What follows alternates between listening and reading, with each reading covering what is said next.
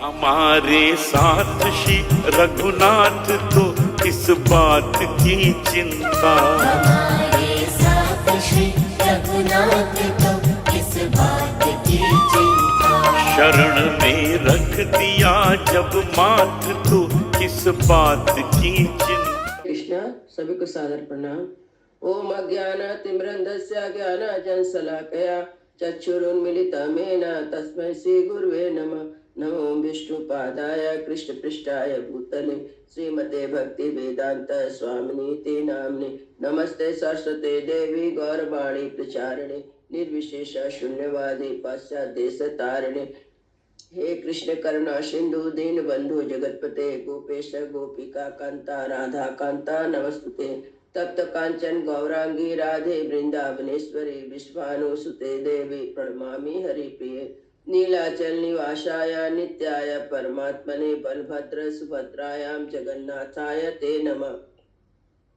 हरे कृष्णा कृष्णा कृष्णा हरे हरे, हरे राम राम राम हरे। शीला प्रभुपाद की जय।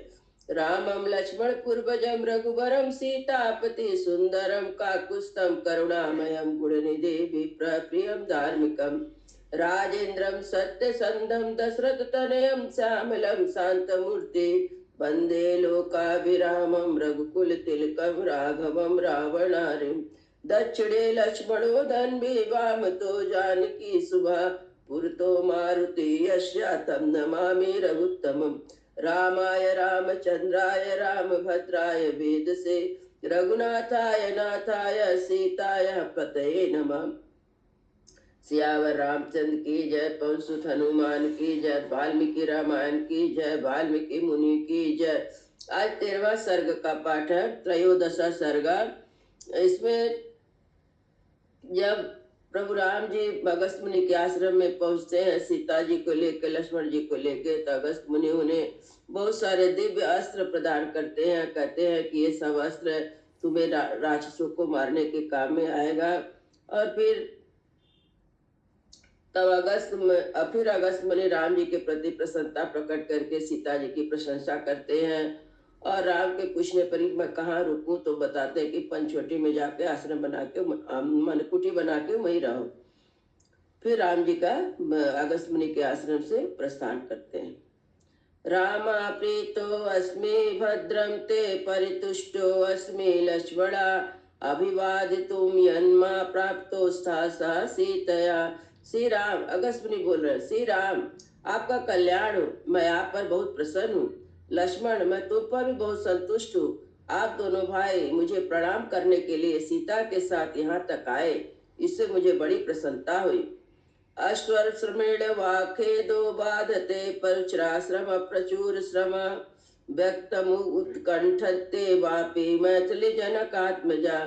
रास्ता चलने के परिश्रम से आप लोग को बहुत थकावट हुई है, इसके कारण जो कष्ट हुआ वह आप दोनों को पीड़ा दे रहा होगा। मिथिलेश कुमारी जानकी भी अपनी थकावट दूर करने के लिए अधिक उत्कंठित है, यह बात स्पष्ट जान पड़ती है। एषा च सुकुमारी च खेदश्चाभिमानिता प्रज्ञदोषो वनं प्राप्ता भ्रातु स्नेह प्रचोदिता। यह सुकुमारी है, इससे पहले इसे दुखों का सामना नहीं करना पड़ा। वन में अनेक प्रकार के कष्ट होते हैं, फिर तो यह पति के प्रेम से प्रेरित होकर यहाँ आई है। यथे सारम ते रामा यहाँ सीता तथा कुरु दुष्करम कृष्ण हिंसा बने त्वाम अभिगच्छति। श्री राम, जिस प्रकार सीता का यहाँ मन लगे, जैसा वह प्रसन्न है वही कार्य करे। वन में आपके साथ आकर इससे दुष्कर कार्य किया है। ऐसा ही प्रकृति श्रीराम शिष्टे रघुनंदन समस्थानुरंजनते विषमस्तम त्यजन्ते च। रघुनंदन सृष्टि काल से लेकर अब तक स्त्रियों का प्राय यही स्वभाव रहता है कि यदि पति सम अवस्था में है, धन धान से संपन्न, स्वस्थ, सुखी है, तब तो उनमें अनुराग रखती है, परंतु यदि वह विषम अवस्था में पड़ जाता है, रोगी हो जाता है, दरिद्र हो जाता है, तो उसे त्याग देती हैं। सता ही दानम लोलत्वा शस्त्राणाम तिक्षणताम तथा गरुड़ निलयो शय्यम अनुगच्छति योषिता। स्त्रियों को बुद्धि की चपलता, शास्त्रों की तिछड़ता तथा गरुड़ और वायु की तीव्र गति का अनुसरण करती हैं। इयं तु भवतो भार्या दोषे रते विवर्जिता, श्लाघ्या च व्यादेश्य च यथा देवीश्वरुन्धति। आपकी अधर्म पत्नी सीता इन सब दोषों से रहित है। यह पतिव्रताओं में उसी तरह ग्रहण है जैसे देवियों में अनुरुद्धति। अलंकृतोऽयं देशा यत्र सौमित्रिणा सह, वैदेह्या च नया रामं व्यवसी स्वमरिदम। शत्रुदमन श्री राम, आज से देश की शोभा बढ़ गई जहाँ सुमित्रा कुमार लक्ष्मण और विदेह नंदनी सीता के साथ आप निवास करेंगे। एवं मुक्तेषु मुनिना राघवा संत्यांजलि, वाचा प्रसिद्धम वाक्यम ऋषि दीप्तमिवानलम। मुनि के ऐसा कहने पर श्री रामचंद्र जी ने प्रज्वलित अग्नि के समान तेजस्वी उन महर्षि से दोनों हाथ जोड़कर विनय युक्त बात कही। धन्यो अस्मि अनुगृहीतो अस्मि यस्मे मुनि पुंगवा, गुणे ही संभ्रातु भार्यस्या गुरेण परितुष्यते। भाई और पत्नी सहित जिसके अर्थात मेरे गुणों से हमारे गुरुदेव मुनिवर अगर जी यदि संतुष्ट हो रहे हैं तो मैं धन्य हूँ। मुझ पर मुनीश्वर का महान अनुग्रह है। किंतु व्याधिसा में देशम शोधकम बहुकाननम, यत्राश्रम पदम कृत्वा वसेयम निरतम सुखम। परंतु मुझे ऐसे कोई स्थान बताइए जहाँ बहुत से वन हो, जल की भी सुविधा हो तथा आश्रम बनाकर मैं सुख पूर्वक सानंद निवास कर सकूं। ततो अब्रीन् मुनि श्रेष्ठा सुत्वा राम सभासितम, ध्यात्वा मुहूर्तम धर्मात्मा ततो वाचा वचम शुभम। श्री राम का कथन सुनकर मुनिश्रेष्ठ धर्मात्मा अगस्त ने 2 घड़ी तक कुछ विचार किया। तदंतर वे शुभ वचन बोले। इतो दुयोजनो ताता बहुमूल फलोदका, देशो बहुमृगा श्रीमान पंचवटी भी विशुद्धता। तात यहाँ से 2 योजन की दूरी पर पंचवटी नाम से विख्यात एक बहुत ही सुंदर स्थान है जहाँ बहुत से मृग रहते हैं, फल मूल और जल की अधिक सुविधा है। तत्र गत्वा श्रम पदम कृत्वा सौमित्रिणी सह, रमस्त्वं पृथुवाक्यम यथो अनुपपालयन। वहीं जाकर लक्ष्मण के साथ आप आश्रम बनाइए और पिता की यथायोग आज्ञा का पालन करते हुए वहीं सुख पर निवास कीजिए।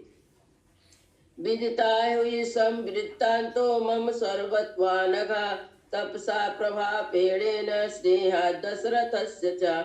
अलग आपका राजा दशरथ का सारा वृत्तांत मुझे अपनी तपस्या के प्रभाव तथा आपके प्रति स्नेह होने के कारण अच्छी तरह विदित है। हृदयस्थम चाते छंदो विज्ञातम तपसा मया, यहाँ वासम प्रति गाया मया सा तपोवने। अपने तपोवन में मेरे साथ रहने की और वनवास का जो शेष समय यहीं बिताने की अभिलाषा प्रकट करके भी जो यहाँ से अन्य रहने योग्य स्थान के विषय में मुझसे पूछ रहे हैं, इसमें आपका हार्दिक अभिप्राय क्या है? यह मैंने अपने तपोबल से जान लिया है। आपने ऋषियों की रक्षा के लिए राक्षसों की वध की प्रतिज्ञा की है। इस प्रतिज्ञा का निर्वाह अन्यत्र रहने से ही हो सकता है, क्योंकि यहाँ राक्षसों का आना जाना नहीं होता। अतस्त्वामहं भूमि गच्छ पंचवटीमिति, साई रम्यो वनो देशो मैथिली तत्र रम्यते। इसलिए मैं आपसे कहता हूँ कि पंचवटी में जाइए, वहाँ की वन स्थली बड़ी रमणीय है। वहाँ मिथिलेश कुमारी सीता आनंद पूर्वक सब और विचरेंगी। सा देशे श्लाघनीयश्च नाति दूरे च राघवा, गोदावर्या समीपम च मैथिली तत्र रस्यते। रघुनंदन वाष्पड़िया अथवा यहाँ से अधिक दूर नहीं है। गोदावरी के पास उसी के तट पर अतः मैथिली का मन वहाँ खूब लगेगा। प्राज्य मूल फलिश्चैवा नाना द्विजगणे युता, विविक्तश्च महाबाहो पुण्योर्रम्यस्तथैव च। महाबाहो स्थान प्रचुर फल फूलों से संपन्न, भांति भांति के विहंग में सेवित एकांत पवित्र रमणीय है। भावनापि सदाचारासक्तश्च परिरक्षणे, अपि चार्तव संरामा तापसान् फलयिष्यसि। श्री राम आप भी सदाचारी और ऋषियों की रक्षा करने में समर्थ है, तब वहां रहकर तपस्वी मुनि का पालन कीजिए।